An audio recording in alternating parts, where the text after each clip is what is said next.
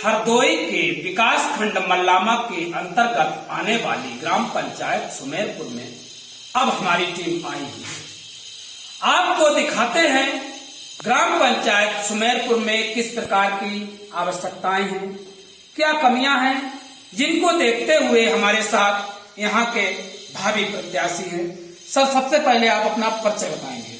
मेरा नाम आशु ठाकुर है और मैं इसी ग्राम पंचायत सुमेरपुर का रहने वाला हूँ। जी, आशु ठाकुर जी, क्या कमियां आपने देखी जो आप चुनाव लड़ना चाहते हैं, क्या आवश्यकताएं हैं? हमारे गांव में जो अभी तक प्रधान वगैरह रहे उन लोगों की भ्रष्टता सामने नजर आती है, क्योंकि युवा जो भी है शिक्षित है, बेरोजगार है, उनका जागरूक है। और हम लोग जब देखते हैं अपनी आंखों से कि अगर 1,20,000 कॉलोनी आ रही है, उसमें से 40,000 रुपए प्रधान खा जाता है, उसके बाद में लोगों पे दोष दिखाता है, वोट की राजनीति करता है। तो ऐसे चेहरों को हटाना है और जो ईमानदारी से पूर्णतया लाभ गरीबों को मिले, जो उसके पात्र हैं उनको लाभ दिया जाए।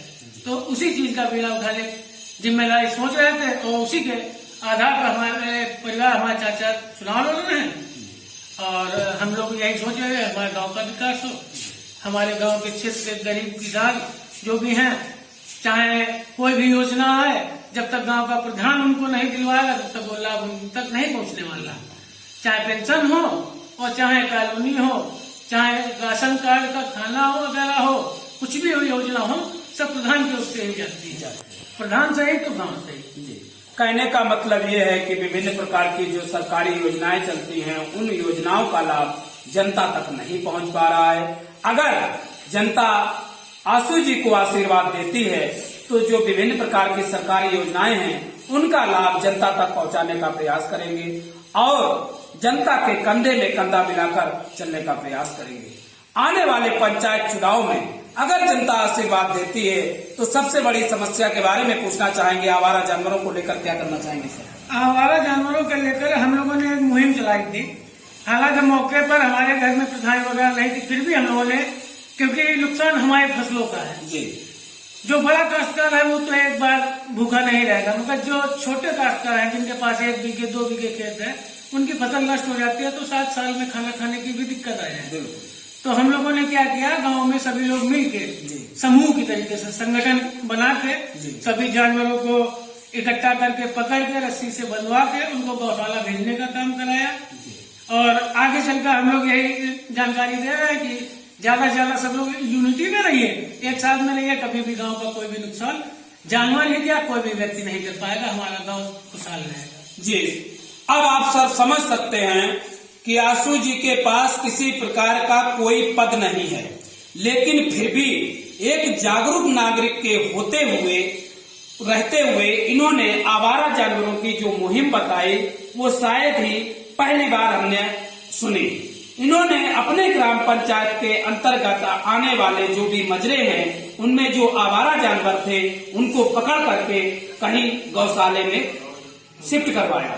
अगर जनता आशीर्वाद देती है तो सबसे पहले गौशाला खुलवा करके सुचारू रूप से चलाएंगे, जिससे कि किसान अपने घरों में आराम से सो सके।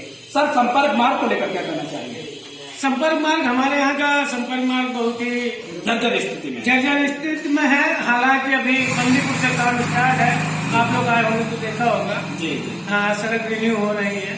फिलहाल जो भी रिन्यू का काम जिन ठेकेदारों को मिलता है वो लोग जो उनको राशि मिलती है, जो उनको धनराशि दी जाती है कि आप उस क्षेत्र में उस सड़क पे लगाइए, हमारे हिसाब से वो पूर्णतः खर्च नहीं करते हैं, वो सही तरीके से काम नहीं करते हैं, इसीलिए कम समय में सड़क टूट जाती है।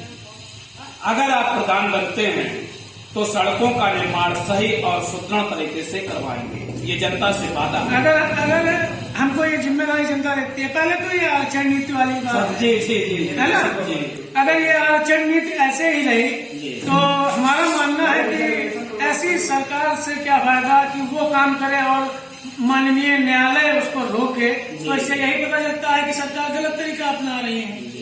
अगर सरकार ही गलत है तो हमारा मानना है कि सरकार को सब काम माननीय न्यायालय और माननीय राज्यपाल जी को सौंप देना चाहिए, क्योंकि वही सही तरीके से कार्य दिशा पहुंचाएंगे और चलाएंगे।